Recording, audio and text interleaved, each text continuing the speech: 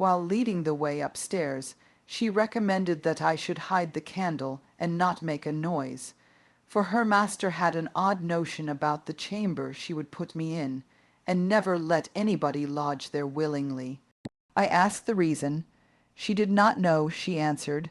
She had only lived there a year or two, and they had so many queer goings-on, she could not begin to be curious. Too stupefied to be curious myself, I fastened my door and glanced round for the bed. The whole furniture consisted of a chair, a clothes press, and a large oak case, with squares cut out near the top resembling coach windows. Having approached this structure, I looked inside and perceived it to be a singular sort of old-fashioned couch, very conveniently designed to obviate the necessity for every member of the family having a room to himself. In fact, it formed a little closet, and the ledge of a window which it enclosed served as a table. I slid back the paneled sides, got in with my light, pulled them together again, and felt secure against the vigilance of Heathcliff and everyone else. The ledge where I placed my candle had a few mildewed books piled up in one corner, and it was covered with writing scratched on the paint. This writing, however, was nothing but a name repeated in all kinds of characters, large and small: Catherine Earnshaw, here and there varied to Catherine Heathcliff, and then again to Catherine Linton. In vapid listlessness I leant my head against the window, and continued spelling over Catherine Earnshaw, Heathcliff, Linton, till my eyes closed, but they had not rested 5 minutes when a glare of white letters started from the dark, as vivid as spectres. The air swarmed with Catherines, and, rousing myself to dispel the obtrusive name, I discovered my candle wick reclining on one of the antique volumes, and perfuming the place with an odor of roasted calf skin.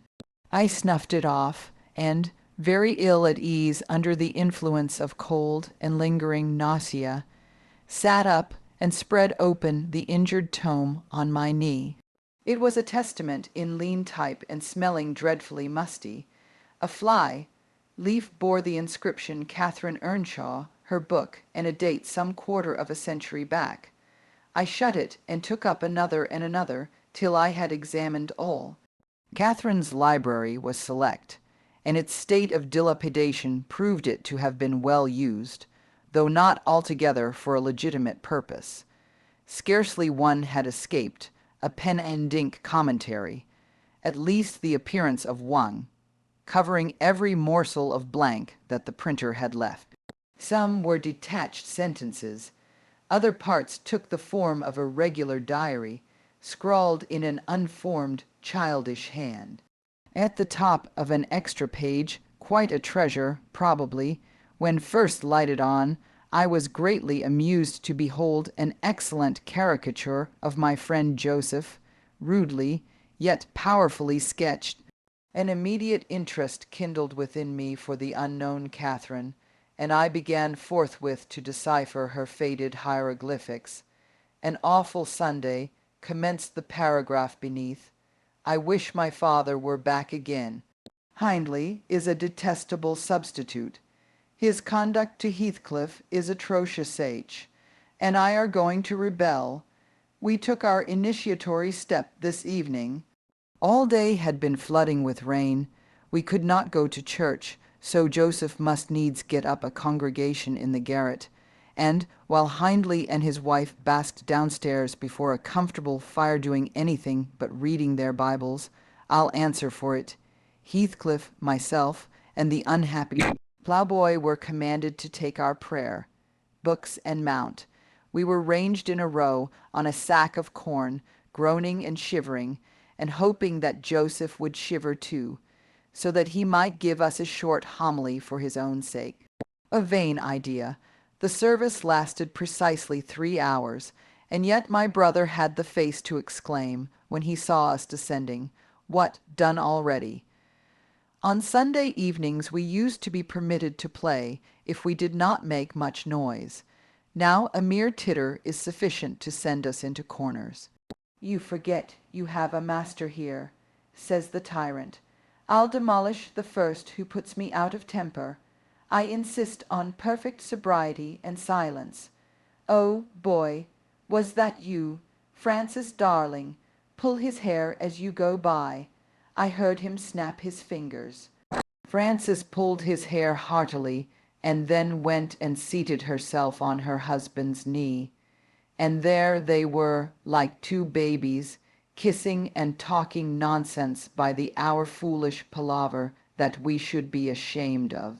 We made ourselves as snug as our means allowed in the arch of the dresser. I had just fastened our pinafores together and hung them up for a curtain when in comes Joseph on an errand from the stables. He tears down my handiwork, boxes my ears, and croaks, "T Maester Nabat just buried, and Sabbath not ord, un-T sound o T gospel still I, your lugs, and ye Darby laking. Shame on ye. Sit ye down, ill childer. There's good books enoog if ye'll read 'em. Sit ye down, and think o' your souls." Saying this, he compelled us so to square our positions that we might receive from the far off fire a dull ray to show us the text of the lumber he thrust upon us. I could not bear the employment. I took my dingy volume by the scroop and hurled it into the dog kennel, vowing I hated a good book. Heathcliff kicked his to the same place. Then there was a hubbub. "Maester Hindley," shouted our chaplain. "Maester, come hither. Miss Cathy's riven th back off th helmet o' salvation. Heathcliff's paused his fit into tea first part o' tea brew. Ad way to destruction. It's fair flaysome that ye let him go on this gate. Etch, th owd man wad ha laced him properly, but he's goin'." Hindley hurried up from his paradise on the hearth, and seizing one of us by the collar and the other by the arm, hurled both into the back kitchen, where Joseph asseverated owd Nick would fetch us as sure as we were living, and, so comforted, we each sought a separate nook to await his advent. I reached this book and a pot of ink from a shelf and pushed the house, door ajar to give me light, and I have got the time on with writing for 20 minutes. But my companion is impatient and proposes that we should appropriate the dairywoman's cloak and have a scamper on the moors under its shelter, a pleasant suggestion. And then, if the surly old man come in, he may believe his prophecy verified. We cannot be damper or colder in the rain than we are here. Asterisk, asterisk, asterisk, I suppose Catherine fulfilled her project, for the next sentence took up another subject. She waxed lachrymose. "How little did I dream that Hindley would ever make me cry so," she wrote. "My head aches till I cannot keep it on the pillow, and still I can't give over. Poor Heathcliff. Hindley calls him a vagabond, and won't let him sit with us, nor eat with us any more. And he says he and I must not play together, and threatens to turn him out of the house if we break his orders. He has been blaming our father, how dared he, for treating H too liberally, and swears he will reduce him to his right place, asterisk, asterisk, asterisk." I began to nod drowsily over the dim page. My eye wandered from manuscript to print. I saw a red ornamented title 70 times 7, and the first of the 70, first. A pious discourse delivered by the Reverend Jabez Branderham in the chapel of Gimmerdon Sow. And while I was half consciously worrying my brain to guess what Jabez Branderham would make of his subject, I sank back in bed and fell asleep. Alas, for the effects of bad tea and bad temper! What else could it be that made me pass such a terrible night? I don't remember another that I can at all compare with it since I was capable of suffering. I began to dream almost before I ceased to be sensible of my locality. I thought it was morning, and I had set out on my way home, with Joseph for a guide. The snow lay yards deep in our road, and as we floundered on, my companion wearied me with constant reproaches that I had not brought a pilgrim's staff, telling me that I could never get into the house without one, and boastfully flourishing a heavy-headed cudgel which I understood to be so denominated. For a moment I considered it absurd that I should need such a weapon to gain admittance into my own residence. Then a new idea flashed across me. I was not going there. We were journeying to hear the famous Jabez Branderham preach from the text 70 times 7, and either Joseph the preacher or I had committed the first of the 70, first, and were to be publicly exposed and excommunicated. We came to the chapel. I have passed it really in my walks twice or thrice.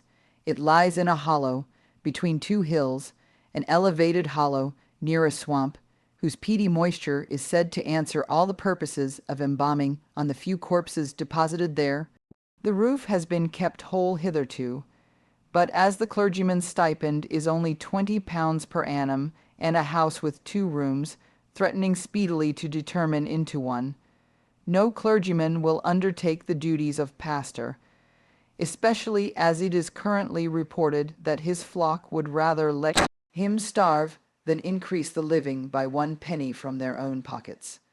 However, in my dream, Jabez had a full and attentive congregation, and he preached. Good God! What a sermon, divided into 490 parts, each fully equal to an ordinary address from the pulpit, and each discussing a separate sin. Where he searched for them, I cannot tell. He had his private manner of interpreting the phrase, and it seemed necessary the brother should sin different sins on every occasion. They were of the most curious character, odd transgressions that I never imagined previously. Oh, how weary I grow, how I writhed and yawned and nodded and revived, how I pinched and pricked myself, and rubbed my eyes, and stood up, and sat down again, and nudged Joseph to inform me if he would ever have done. I was condemned to hear all out. Finally, he reached the first of the 70. First. At that crisis, a sudden inspiration descended on me. I was moved to rise and denounce Jabez Branderham as the sinner of the sin that no Christian need pardon. Sir, I exclaimed, sitting here within these 4 walls, at one stretch, I have endured and forgiven the 490 heads of your discourse. 70 times 7 times have I plucked up my hat and been about to depart. 70 times 7 times have you preposterously forced me to resume my seat.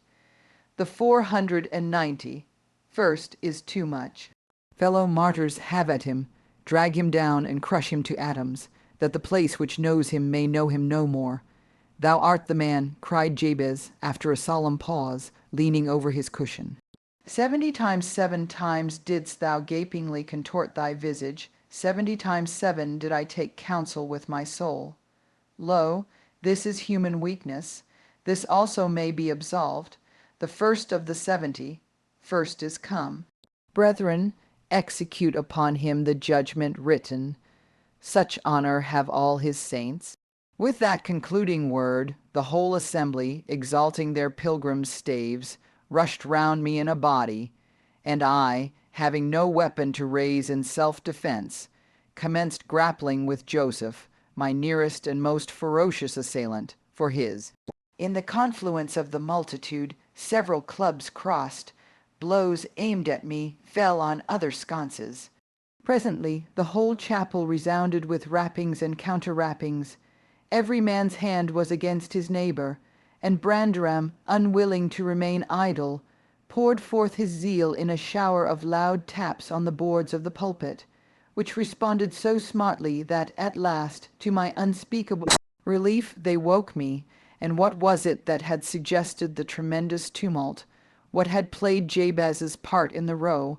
Merely the branch of a fir tree that touched my lattice as the blast wailed by, and rattled its dry cones against the panes. I listened, doubtingly, an instant, detected the disturber, then turned and dozed, and dreamt again, if possible, still more disagreeably than before. This time I remembered I was lying in the oak closet, and I heard distinctly the gusty wind and the driving of the snow. I heard also the fir bough repeat its teasing sound, and ascribed it to the right cause, but it annoyed me so much that I resolved to silence it, if possible, and I thought I rose and endeavored to unhasp the casement. The hook was soldered into the staple, a circumstance observed by me when awake, but forgotten.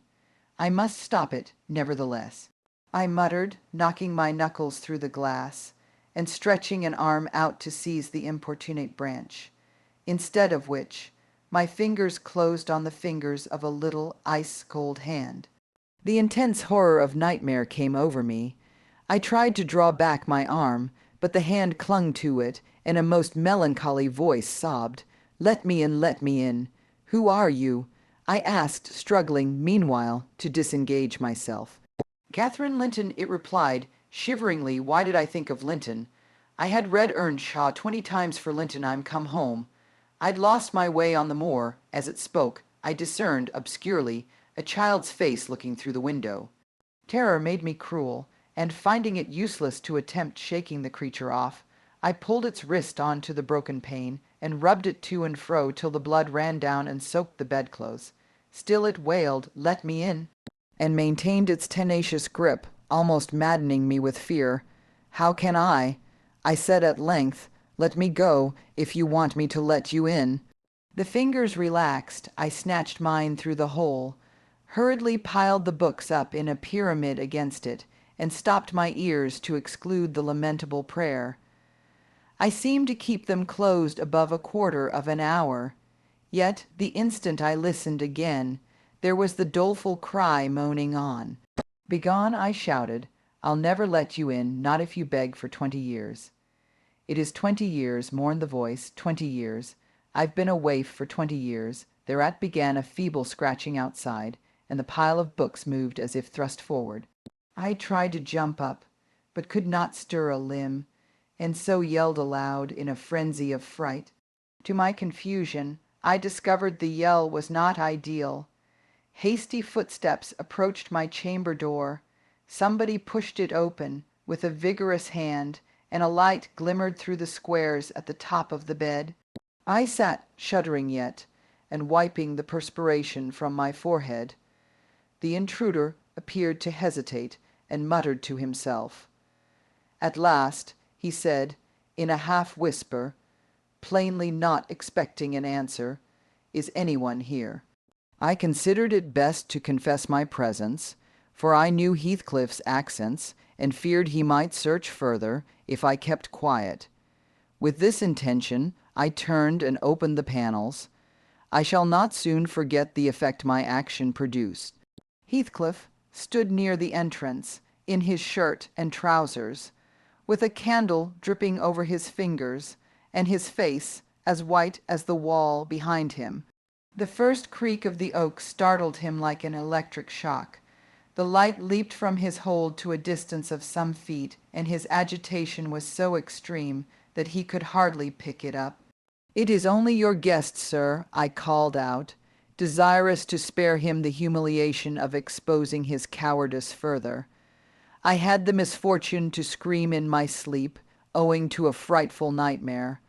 "I'm sorry I disturbed you." "Oh, God confound you, Mr. Lockwood. I wish you were at the," commenced my host, setting the candle on a chair, because he found it impossible to hold it steady. "And who showed you up into this room," he continued, crushing his nails into his palms, and grinding his teeth to subdue the maxillary convulsions. "Who was it? I've a good mind to turn them out of the house this moment." "It was your servant Zillah," I replied, flinging myself onto the floor, and rapidly resuming my garments. "I should not care if you did, Mr. Heathcliff. She richly deserves it. I suppose that she wanted to get another proof that the place was haunted at my expense. Well, it is swarming with ghosts and goblins. You have reason in shutting it up, I assure you. No one will thank you for a doze in such a den." "What do you mean?" asked Heathcliff, "and what are you doing?" "Lie down and finish out the night, since you are here. But, for heaven's sake, don't repeat that horrid noise. Nothing could excuse it unless you were having your throat cut. If the little fiend had got in at the window, she probably would have strangled me. I returned. I'm not going to endure the persecutions of your hospitable ancestors again. Was not the Reverend Jabez Branderham akin to you on the mother's side? And that minx, Catherine Linton or Earnshaw, or however she was called, she must have been a changeling. Wicked little soul. She told me she had been walking the earth these 20 years. A just punishment for her mortal transgressions, I've no doubt. Scarcely were these words uttered when I recollected the association of Heathcliff's with Catherine's name in the book, which had completely slipped from my memory till thus awakened. I blushed at my inconsideration, but without showing further consciousness of the offence, I hastened to add the truth is, sir, I passed the first part of the night in here. I stopped afresh. I was about to say perusing those old volumes, then it would have revealed my knowledge of the written as well as their printed contents, so, correcting myself, I went on in spelling over the name scratched on that window ledge. A monotonous occupation, calculated to set me asleep, like counting, or what can you mean by talking in this way to me? Thundered Heathcliff with savage vehemence. How dare you under my roof? God, he's mad to speak so, and he struck his forehead with rage. I did not know whether to resent this language or pursue my explanation, but he seemed so powerfully affected that I took pity and proceeded with my dreams, affirming I had never heard the appellation of Catherine Linton before, but reading it often over produced an impression which personified itself when I had no longer my imagination under control. Heathcliff gradually fell back into the shelter of the bed as I spoke, finally sitting down almost concealed behind it. I guessed, however, by his irregular and intercepted breathing, that he struggled to vanquish an excess of violent emotion. Not liking to show him that I had heard the conflict, I continued my toilette rather noisily, looked at my watch, and soliloquized on the length of the night. Not 3 o'clock yet. I could have taken oath it had been 6. Time stagnates here. We must surely have retired to rest at 8. Always at 9 in winter, and rise at 4, said my host, suppressing a groan, and, as I fancied, by the motion of his arm's shadow, dashing a tear from his eyes. Mr. Lockwood, he added, you may go into my room. You'll only be in the way coming down stairs so early, and your childish outcry has sent sleep to the devil for me. And for me, too, I replied. I'll walk in the yard till daylight, and then I'll be off, and you need not dread a repetition of my intrusion. I'm now quite cured of seeking pleasure in society, be it country or town. A sensible man ought to find sufficient company in himself. Delightful company, muttered Heathcliff. Take the candle and go where you please. I shall join you directly. Keep out of the yard, though the dogs are unchained, and the house. Juno mounts sentinel there, and, nay, you can only ramble about the steps and passages. But away with you, I'll come in 2 minutes. I obeyed, so far as to quit the chamber. When, ignorant where the narrow lobbies led, I stood still, and was witness, involuntarily, to a piece of superstition on the part of my landlord which belied, oddly, his apparent sense. He got on to the bed and wrenched open the lattice, bursting, as he pulled at it, into an uncontrollable passion of tears. Come in, he sobbed. Cathy, do come. Oh, do. Once more. Oh, my heart's darling. Hear me this time, Catherine, at last. The spectre showed a spectre's ordinary caprice. It gave no sign of being, but the snow and wind whirled wildly through, even reaching my station and blowing out the light. There was such anguish in the gush of grief that accompanied this raving that my compassion made me overlook its folly, and I drew off, half angry to have listened at all, and vexed at having related my ridiculous nightmare, since it produced that agony, though why was beyond my comprehension. I descended cautiously to the lower regions and landed in the back, kitchen, where a gleam of fire, raked compactly together, enabled me to rekindle my candle. Nothing was stirring except a brindled gray cat, which crept from the ashes and saluted me with a querulous mew. 2 benches, shaped in sections of a circle, nearly enclosed the hearth. On one of these I stretched myself, and Grimalkin mounted the other. We were both of us nodding ere any one invaded our retreat, and then it was Joseph, shuffling down a wooden ladder that vanished in the roof through a trap, the ascent to his garret, I suppose. He cast a sinister look at the little flame which I had enticed to play between the ribs, swept the cat from its elevation, and bestowing himself in the vacancy, commenced the operation of stuffing a 3-inch pipe with tobacco. My presence in his sanctum was evidently esteemed a piece of impudence too shameful for remark. He silently applied the tube to his lips, folded his arms, and puffed away. I let him enjoy the luxury unannoyed, and after sucking out his last wreath and heaving a profound sigh, he got up and departed as solemnly as he came. A more elastic footstep entered next, and now I opened my mouth for a good morning, but closed it again, the salutation unachieved. For Hareton Earnshaw was performing his orison sotto voce, in a series of curses directed against every object he touched, while he rummaged a corner for a spade or shovel to dig through the drifts. He glanced over the back of the bench, dilating his nostrils, and thought as little of exchanging civilities with me as with my companion the cat. I guessed, by his preparations, that egress was allowed, and, leaving my hard couch, made a movement to follow him. He noticed this and thrust at an inner door with the end of his spade, intimating by an inarticulate sound that there was the place where I must go if I changed my locality. It opened into the house where the females were already astir, Zillah urging flakes of flame up the chimney with a colossal bellows, and Mrs. Heathcliff kneeling on the hearth, reading a book by the aid of the blaze. She held her hand interposed between the furnace, heat, and her eyes, and seemed absorbed in her occupation, desisting from it only to chide the servant for covering her with sparks, or to push away a dog, now and then, that snoozled its nose over-forwardly into her face. I was surprised to see Heathcliff there also. He stood by the fire, his back towards me, just finishing a stormy scene with poor Zillah, who ever and anon interrupted her labor to pluck up the corner of her apron and heave an indignant groan. "And you worthless," he broke out as I entered, turning to his daughter-in-law and employing an epithet as harmless as duck or sheep, but generally represented by a dash. "There you are at your idle tricks again. The rest of them do earn their bread. You live on my charity. Put your trash away and find something to do. You shall pay me for the plague of having you eternally in my sight. Do you hear, damnable jade?"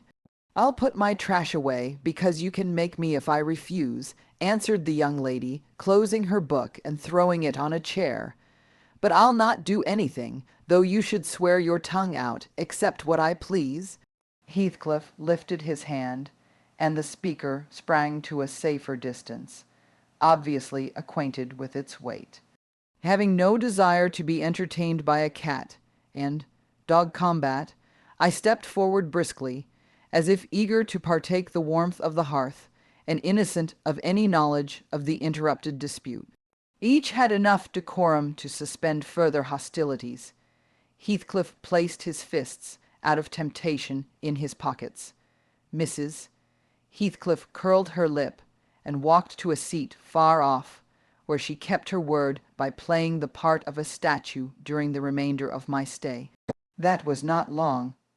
I declined joining their breakfast, and at the first gleam of dawn took an opportunity of escaping into the free air, now clear and still, and cold as impalpable ice.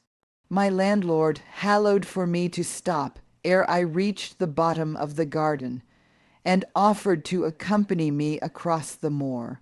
It was well he did, for the whole hill, back was one billowy white ocean, the swells and falls not indicating corresponding rises and depressions in the ground. Many pits, at least, were filled to a level, and entire ranges of mounds, the refuse of the quarries, blotted from the chart which my yesterday's walk left pictured in my mind. I had remarked on one side of the road, at intervals of 6 or 7 yards, a line of upright stones, continued through the whole length of the barren. These were erected and daubed with lime on purpose to serve as guides in the dark, and also when a fall, like the present, confounded the deep swamps on either hand with the firmer path, but excepting a dirty dot pointing up here and there, all traces of their existence had vanished, and my companion found it necessary to warn me frequently to steer to the right or left, when I imagined I was following correctly the windings of road. We exchanged little conversation, and he halted at the entrance of Thrushcross Park, saying, I could make no error there. Our adieus were limited to a hasty bow, and then I pushed forward, trusting to my own resources, for the porter's lodge is untenanted as yet. The distance from the gate to the Grange is 2 miles. I believe I managed to make it 4, what with losing myself among the trees, and sinking up to the neck in snow. A predicament which only those who have experienced it can appreciate. At any rate, whatever were my wanderings, the clock chimed 12 as I entered the house, and that gave exactly an hour for every mile of the usual way from Wuthering Heights. My human fixture and her satellites rushed to welcome me, exclaiming tumultuously they had completely given me up. Everybody conjectured that I perished last night, and they were wondering how they must set about the search for my remains.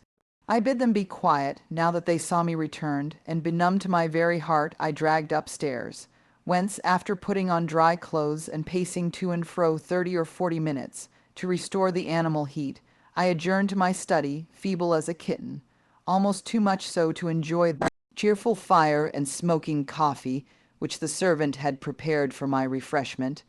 What vain weathercocks we are! I, who had determined to hold myself independent of all social intercourse, and thanked my stars that, at length, I had lighted on a spot where it was next to impracticable. I, weak wretch, after maintaining till dusk a struggle with low spirits and solitude, was finally compelled to strike my colours, and under pretence of gaining information concerning the necessities of my establishment, I desired Mrs. Dean, when she brought in supper, to sit down while I ate it, hoping sincerely she would prove a regular gossip, and either rouse me to animation or lull me to sleep by her talk. You have lived here a considerable time, I commenced. Did you not say 16 years? 18, sir. I came when the mistress was married, to wait on her. After she died, the master retained me for his housekeeper. Indeed. There ensued a pause. She was not a gossip, I feared, unless about her own affairs, and those could hardly interest me. However, having studied for an interval, with a fist on either knee, and a cloud of meditation over her ruddy countenance, she ejaculated, "Ah, times are greatly changed since then." "Yes," I remarked, "you've seen a good many alterations, I suppose." "I have, and troubles too," she said. "Oh, I'll turn the talk on my landlord's family," I thought to myself. A good subject to start. "And that pretty girl, widow, I should like to know her history, whether she be a native of the country, or, as is more probable, an exotic that the surly indigene will not recognize for kin." With this intention, I asked Mrs. Dean why Heathcliff let Thrushcross Grange, and preferred living in a situation and residence so much inferior. "Is he not rich enough to keep the estate in good order?" I inquired. "Rich, sir," she returned. "He has nobody knows what money, and every year it increases." "Yes, yes, he's rich enough to live in a finer house than this, but he's very near handed, and if he had meant to flit to Thrushcross Grange, as soon as he heard of a good tenant, he could not have borne to miss the chance of getting a few hundreds more. It is strange people should be so greedy when they are alone in the world. He had a son, it seems. Yes, he had one. He is dead. And that young lady, Mrs. Heathcliff, is his widow, yes. Where did she come from originally? Why, sir, she is my late master's daughter. Catherine Linton was her maiden name. I nursed her, poor thing. I did wish Mr. Heathcliff would remove here, and then we might have been together again. What? Catherine Linton, I exclaimed, astonished. But a minute's reflection convinced me it was not my ghostly Catherine.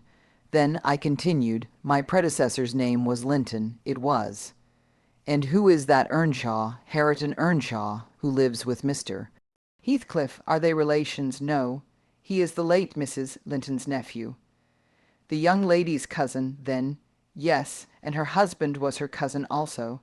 One on the mother's, the other on the father's side. Heathcliff married Mr.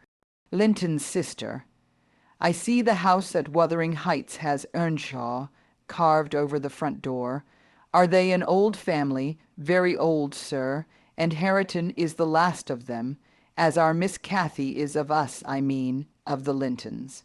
Have you been to Wuthering Heights? I beg pardon for asking, but I should like to hear how she is, Mrs. Heathcliff. She looked very well and very handsome, yet I think not very happy. Oh dear, I don't wonder. And how did you like the master? A rough fellow, rather, Mrs. Dean.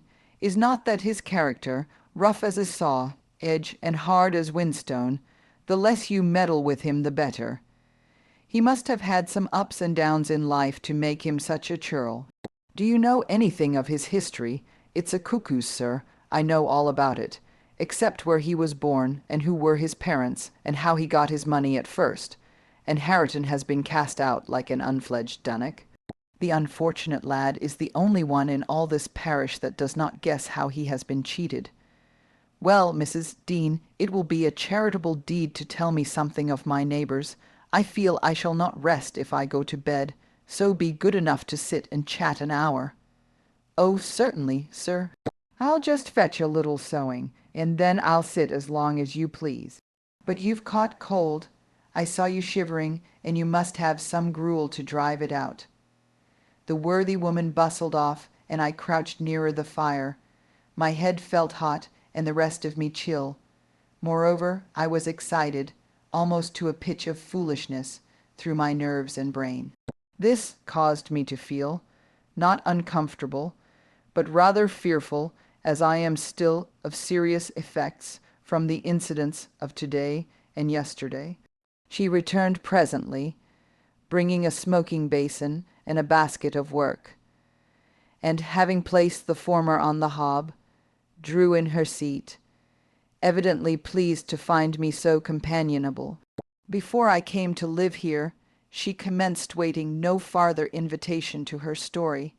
I was almost always at Wuthering Heights, because my mother had nursed Mr. Hindley Earnshaw, that was Hareton's father, and I got used to playing with the children.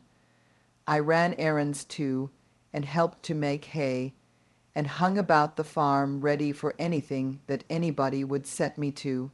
One fine summer morning, it was the beginning of harvest, I remember, Mr.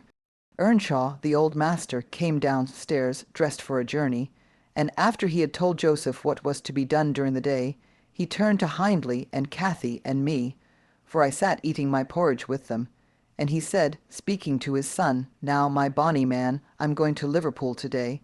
What shall I bring you? You may choose what you like, only let it be little, for I shall walk there and back. 60 miles each way, that is a long spell." Hindley named a fiddle, and then he asked Miss Cathy. She was hardly 6 years old, but she could ride any horse in the stable, and she chose a whip. He did not forget me, for he had a kind heart, though he was rather severe sometimes. He promised to bring me a pocketful of apples and pears, and then he kissed his children, said good-bye, and set off. It seemed a long while to us all, the 3 days of his absence, and often did little Cathy ask when he would be home. Mrs. Earnshaw expected him by supper time on the 3rd evening, and she put the meal off hour after hour. There were no signs of his coming, however, and at last the children got tired of running down to the gate to look. Then it grew dark. She would have had them to bed, but they begged sadly to be allowed to stay up, and just about 11 o'clock the door latch was raised quietly, and in stepped the master. He threw himself into a chair, laughing and groaning, and bid them all stand off, for he was nearly killed. He would not have such another walk for the 3 kingdoms, and at the end of it to be flighted to death. He said, opening his great coat, which he held bundled up in his arms, "See here, wife, I was never so beaten with anything in my life, but you must e'en take it as a gift of God, though it's as dark almost as if it came from the devil." We crowded round, and over Miss Cathy's head I had a peep at a dirty, ragged, black-haired child, big enough both to walk and talk. Indeed, its face looked older than Catherine's, yet when it was set on its feet it only stared round, and repeated over and over again some gibberish that nobody could understand. I was frightened, and Mrs. Earnshaw was ready to fling it out of doors. She did fly up, asking how he could fashion to bring that gipsy brat into the house, when they had their own bairns to feed and fend for, what he meant to do with it, and whether he were mad. The master tried to explain the matter, but he was really half dead with fatigue, and all that I could make out amongst her scolding was a tale of his seeing it starving and houseless, and as good as dumb, in the streets of Liverpool, where he picked it up and inquired for its owner. Not a soul knew to whom it belonged, he said, and his money and time being both limited, he thought it better to take it home with him at once than run into vain expenses there, because he was determined he would not leave it as he found it. Well, the conclusion was that my mistress grumbled herself calm, and Mr. Earnshaw told me to wash it, and give it clean things, and let it sleep with the children. Hindley and Cathy contented themselves with looking and listening till peace was restored. Then both began searching their father's pockets for the presents he had promised them. The former was a boy of 14, but when he drew out what had been a fiddle, crushed to morsels in the grate coat, he blubbered aloud, and Cathy, when she learned the master had lost her whip in attending on the stranger, showed her humor by grinning and spitting at the stupid little thing, earning for her pains a sound blow from her father to teach her cleaner manners. They entirely refused to have it in bed with them, or even in their room, and I had no more sense, so I put it on the landing of the stairs, hoping it might be gone on the morrow. By chance, or else attracted by hearing his voice, it crept to Mr. Earnshaw's door, and there he found it on quitting his chamber. Inquiries were made as to how it got there. I was obliged to confess, and in recompense for my cowardice and inhumanity was sent out of the house. This was Heathcliff's first introduction to the family. On coming back a few days afterwards, for I did not consider my banishment perpetual, I found they had christened him Heathcliff. It was the name of a son who died in childhood, and it has served him ever since, both for Christian and surname. Miss Cathy and he were now very thick, but Hindley hated him, and to say the truth I did the same, and we plagued and went on with him shamefully, for I wasn't reasonable enough to feel my injustice, and the mistress never put in a word on his behalf when she saw him wronged. He seemed a sullen, patient child, hardened perhaps to ill-treatment.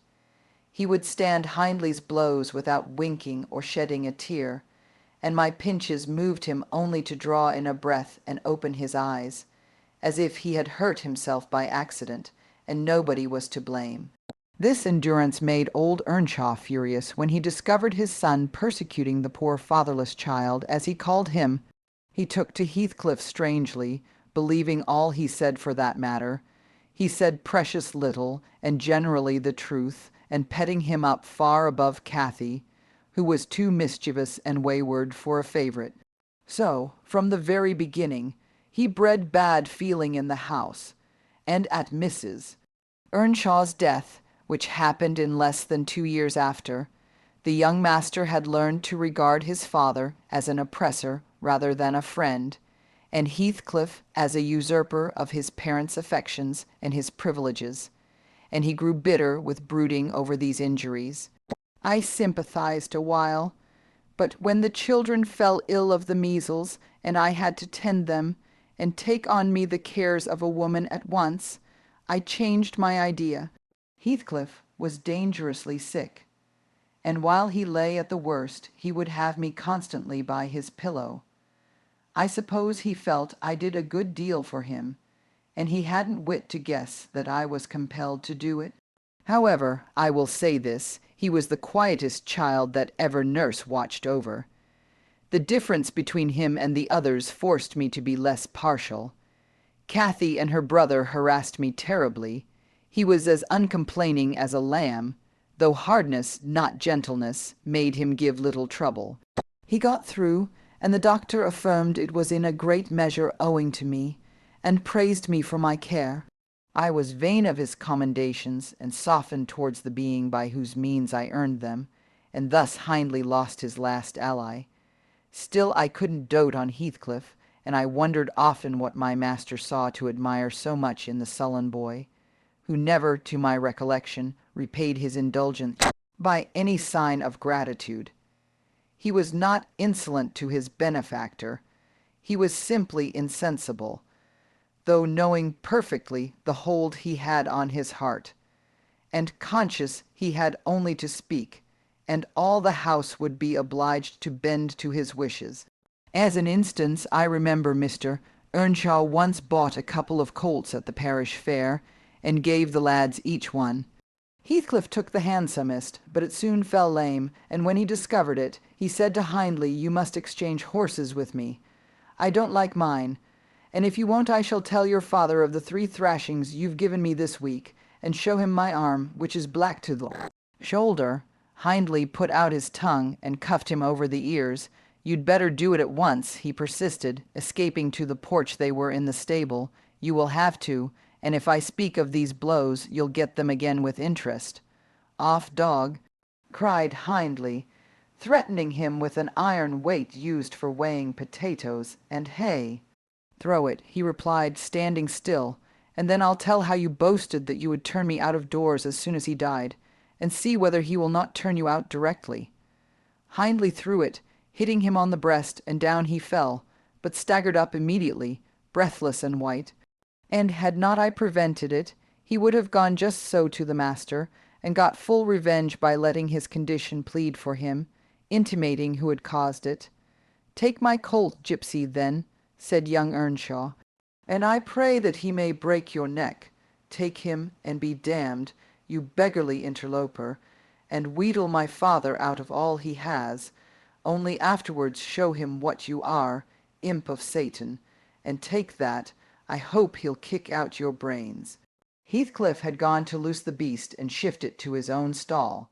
He was passing behind it when Hindley finished his speech by knocking him under its feet, and without stopping to examine whether his hopes were fulfilled, ran away as fast as he could.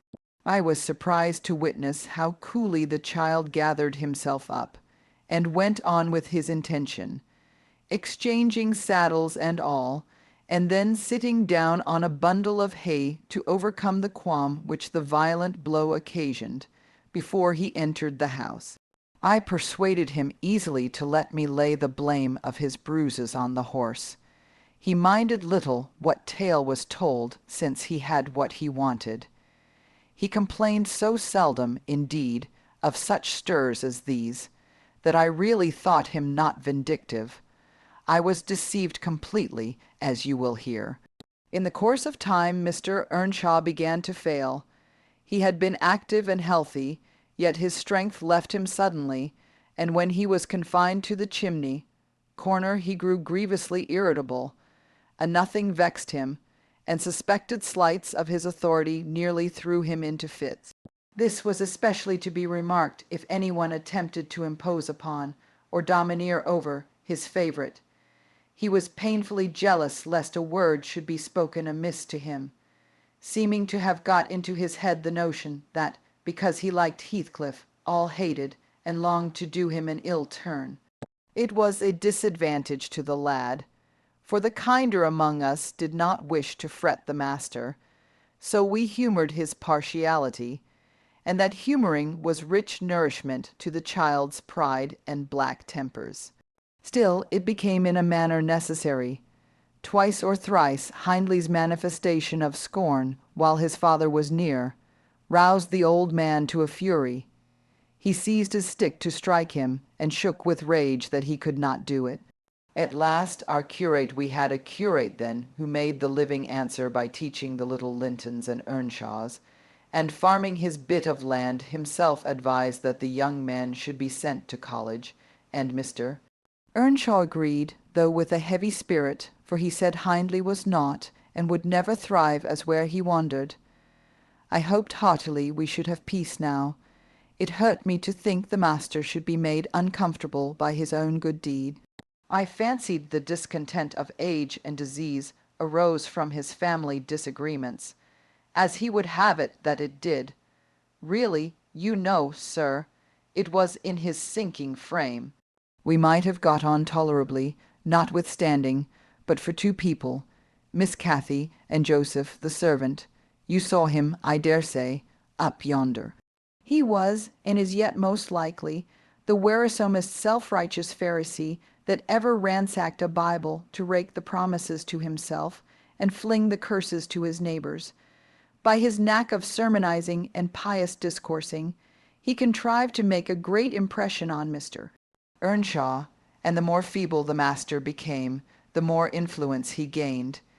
He was relentless in worrying him about his soul's concerns, and about ruling his children rigidly.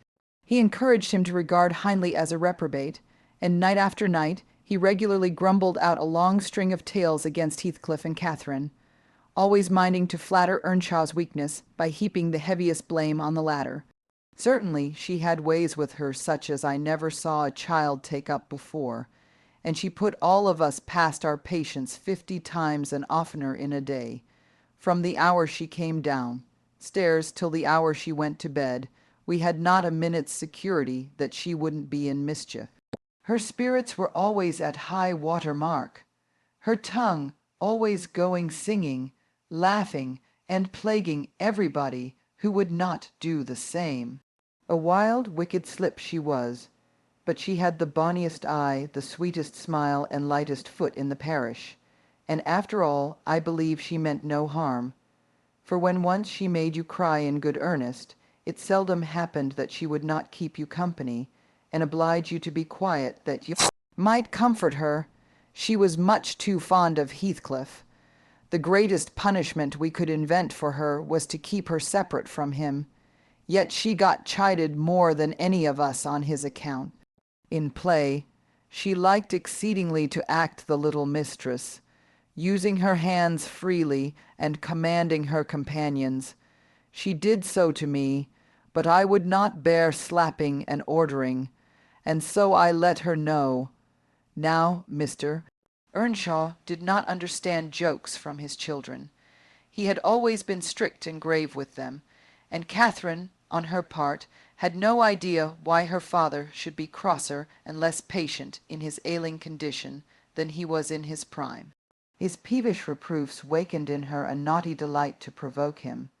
She was never so happy as when we were all scolding her at once, and she defying us with her bold, saucy look and her ready words, turning Joseph's religious curses into ridicule, baiting me, and doing just what her father hated most, showing how her pretended insolence, which he thought real, had more power over Heathcliff than his kindness, how the boy would do her bidding in anything, and his only when it suited his own inclination. After behaving as badly as possible all day, she sometimes came fondling to make it up at night. Nay, Cathy, the old man would say, I cannot love thee, thou art worse than thy brother. Go, say thy prayers, child, and ask God's pardon. I doubt thy mother and I must rue that we ever reared thee, that made her cry at first, and then being repulsed continually hardened her, and she laughed if I told her to say she was sorry for her faults, and begged to be forgiven. But the hour came at last that ended Mr. Earnshaw's troubles on earth. He died quietly in his chair one October evening, seated by the fire side. A high wind blustered round the house and roared in the chimney. It sounded wild and stormy, yet it was not cold, and we were all together, a little removed from the hearth, busy at my knitting, and Joseph reading his Bible near the table, for the servants generally sat in the house then, after their work was done. Miss Cathy had been sick, and that made her still. She leant against her father's knee, and Heathcliff was lying on the floor with his head in her lap. I remember the master, before he fell into a doze, stroking her bonny hair. It pleased him rarely to see her gentle, and saying, "Why canst thou not always be a good lass, Cathy?" And she turned her face up to his and laughed and answered, "Why cannot you always be a good man, father?" But as soon as she saw him vexed again, she kissed his hand and said she would sing him to sleep. She began singing very low, till his fingers dropped from hers, and his head sank on his breast. Then I told her to hush and not stir, for fear she should wake him. We all kept as mute as mice a full half-hour, and should have done so longer, only Joseph, having finished his chapter, got up and said that he must rouse the master for prayers and bed. He stepped forward and called him by name and touched his shoulder, but he would not move, so he took the candle and looked at him.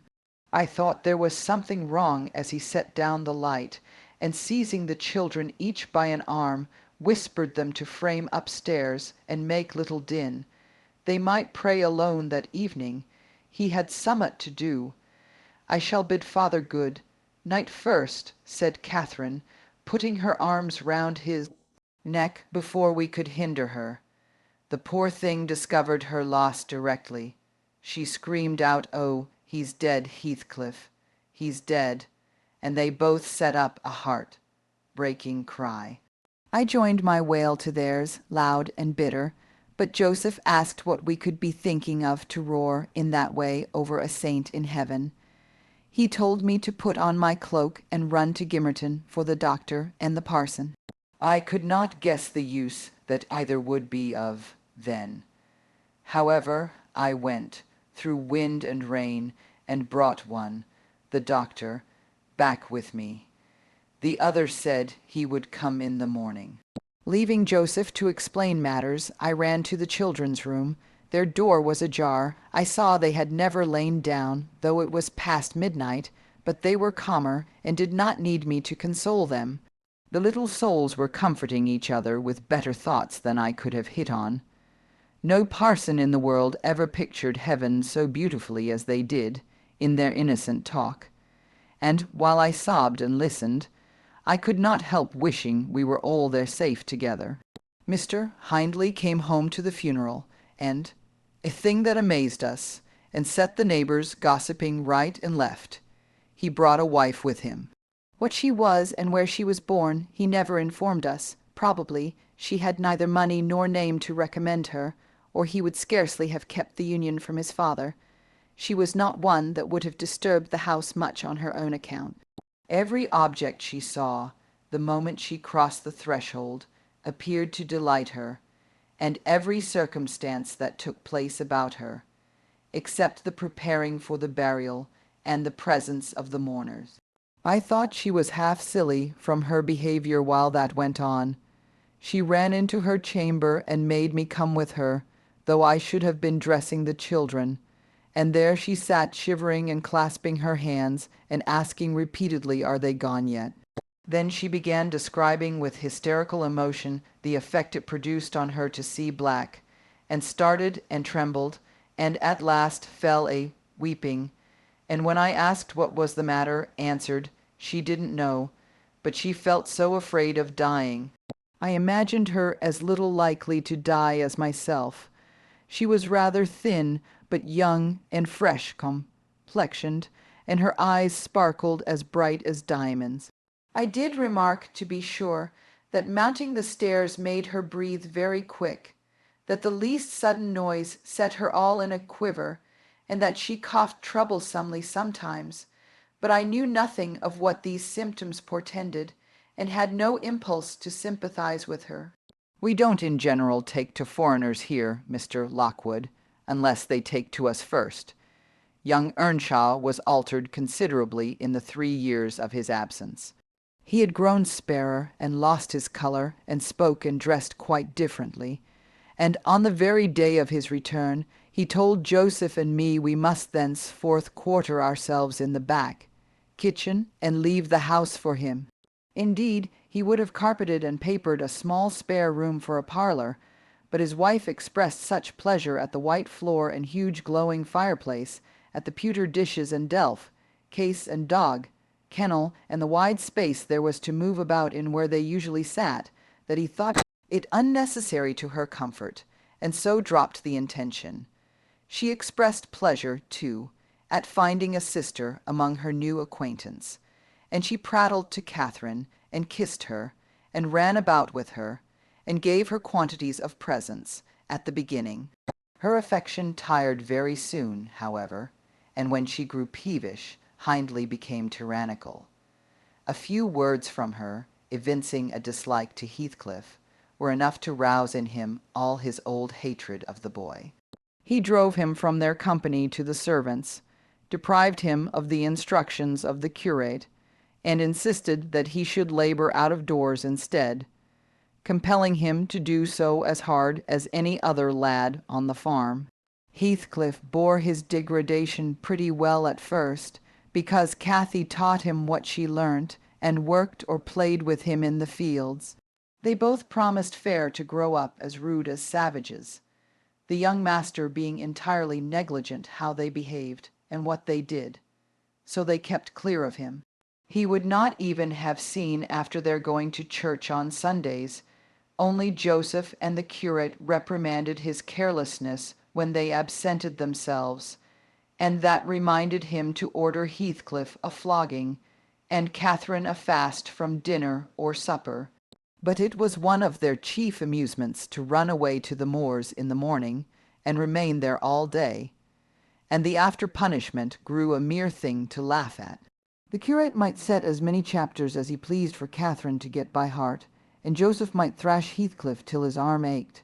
They forgot everything the minute they were together again, at least the minute they had contrived some naughty plan of revenge, and many a time I've cried myself to watch them growing more reckless daily, and I not daring to speak a syllable, for fear of losing the small power I still retained over the unfriended creatures. One Sunday evening it chanced that they were banished from the sitting room for making a noise or a light offence of the kind, and when I went to call them to supper, I could discover them nowhere. We searched the house above and below, and the yard and stables. They were invisible, and at last Hindley in a passion told us to bolt the doors, and swore nobody should let them in that night.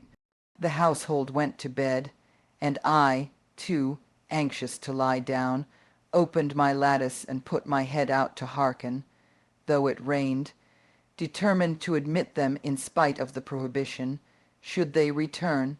In a while I distinguished steps coming up the road, and the light of a lantern glimmered through the gate.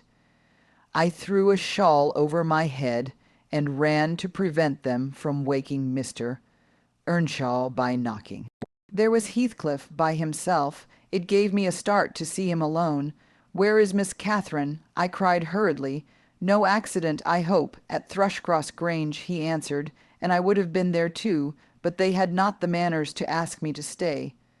"Well, you will catch it," I said. "You'll never be content till you're sent about your business. What in the world led you wandering to Thrushcross Grange?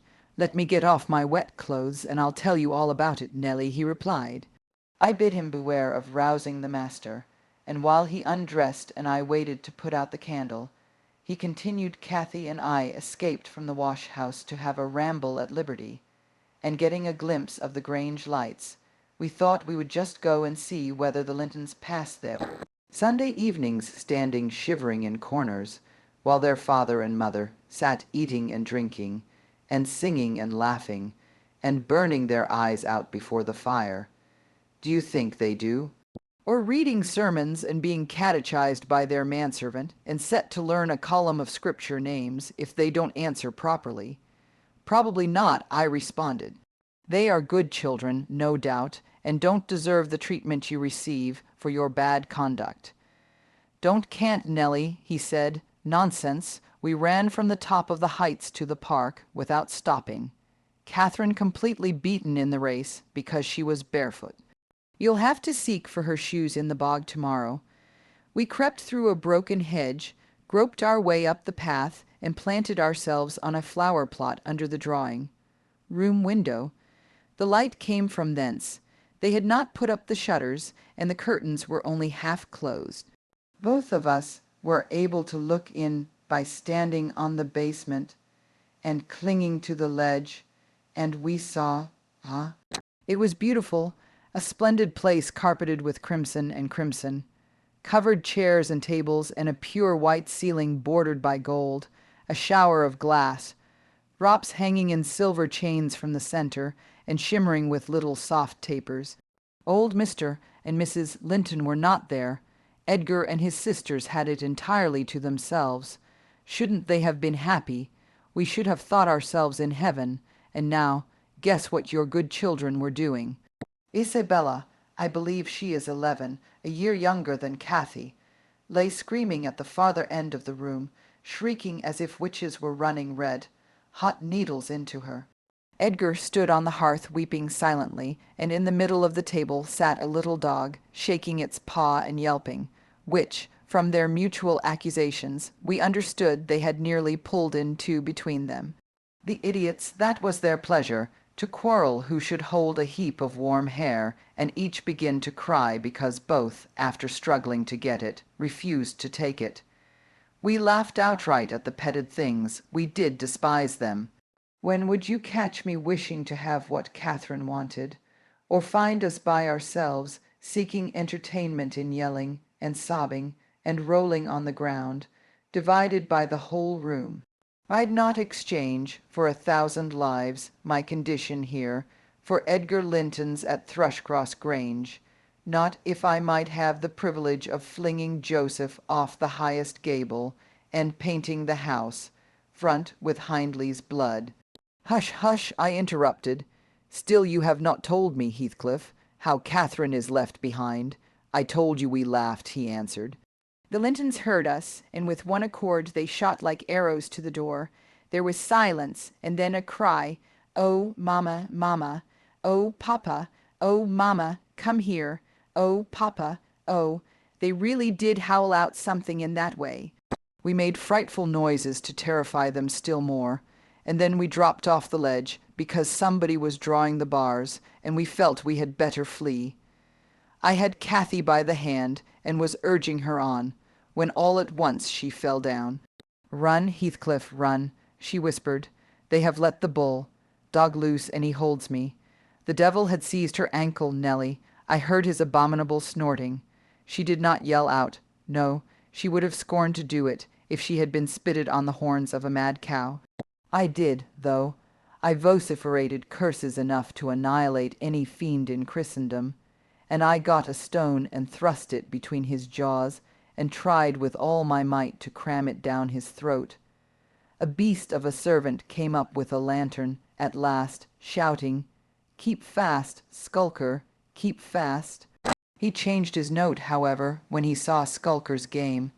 The dog was throttled off, his huge purple tongue hanging half a foot out of his mouth, and his pendant lips streaming with bloody slaver. The man took Cathy up. She was sick, not from fear, I'm certain, but from pain. He carried her in. I followed, grumbling execrations and vengeance. "What pray, Robert?" hallooed Linton from the entrance. "Skulker has caught a little girl, sir," he replied, "and there's a lad here," he added, making a clutch at me, who looks an out, and outer, very like the robbers were for putting them through the window to open the doors to the gang after all were asleep, that they might murder us at their ease. "Hold your tongue, you foul mouth thief, you shall go to the gallows for this." "Mr. Linton, sir, don't lay by your gun." "No, no, Robert," said the old fool. "The rascals knew that yesterday was my rent day. They thought to have me cleverly. Come in, I'll furnish them a reception. There, John, fasten the chain. Give Skulker some water, Jenny. to beard a magistrate in his stronghold, and on the Sabbath, too. Where will their insolence stop? Oh, my dear Mary, look here. Don't be afraid. It is but a boy, yet the villain scowls so plainly in his face. Would it not be a kindness to the country to hang him at once, before he shows his nature in acts as well as features? He pulled me under the chandelier, and Mrs. Linton placed her spectacles on her nose and raised her hands in horror. The cowardly children crept nearer also, Isabella lisping, "Frightful thing! Put him in the cellar, papa. He's exactly like the son of the fortune-teller that stole my tame pheasant. Isn't he, Edgar?" While they examined me, Cathy came round. She heard the last speech and laughed. Edgar Linton, after an inquisitive stare, collected sufficient wit to recognize her. They see us at church, you know, though we seldom meet them elsewhere. "That's Miss Earnshaw," he whispered to his mother, "and look how Skulker has bitten her. How her foot bleeds, Miss Earnshaw." "Nonsense," cried the dame. "Miss Earnshaw scouring the country with a gypsy. And yet, my dear, the child is in mourning. Surely it is, and she may be lamed for life." "What culpable carelessness in her brother!" exclaimed Mr. Linton, turning from me to Catherine. "I've understood from Shielders, that was the curate, sir, that he lets her grow up in absolute heathenism. But who is this? Where did she pick up this companion? Oh-ho! I declare he is that strange acquisition my late neighbour made, in his journey to Liverpool, a little Lascar, or an American, or Spanish castaway. A wicked boy, at all events," remarked the old lady, "and quite unfit for a decent house. Did you notice his language, Linton? I'm shocked that my children should have heard it. I recommenced cursing. Don't be angry, Nelly. And so Robert was ordered to take me off. I refused to go without Cathy. He dragged me into the garden, pushed the lantern into my hand, assured me that Mr. Earnshaw should be informed of my behavior, and bidding me march directly, secured the door again. The curtains were still looped up at one corner, and I resumed my station as spy, because, if Catherine had wished to return, I intended shattering their great glass panes to a million of fragments, unless they let her out. She sat on the sofa quietly. Mrs. Linton took off the grey cloak of the dairy, maid which we had borrowed for our excursion, shaking her head and expostulating with her, I suppose. She was a young lady, and they made a distinction between her treatment and mine. Then the woman servant brought a basin of warm water and washed her feet, and Mr. Linton mixed a tumbler of negus, and Isabella emptied a plateful of cakes into her lap, and Edgar stood gaping at a distance. Afterwards they dried and combed her beautiful hair, and gave her a pair of enormous slippers, and wheeled her to the fire, and I left her, as merry as she could be, dividing her food between the little dog and Skulker, whose nose she pinched as he ate, and kindling a spark of spirit in vacant blue eyes of the Lintons, a dim reflection from her own enchanting face. I saw they were full of stupid admiration. She is so immeasurably superior to them, to everybody on earth, is she not, Nell?